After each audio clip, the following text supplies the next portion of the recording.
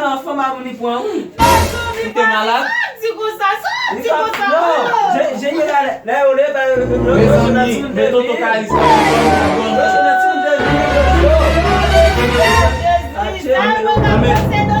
Amém, vai. Vas-y. Mas senti uma courage. Amém. Bom. Sabe lá e vai, não vai você vai, então tocar eles já morrem, mas tudo bom. Vai de madame ou tu lá. Já me moí, né? Não se dá muito.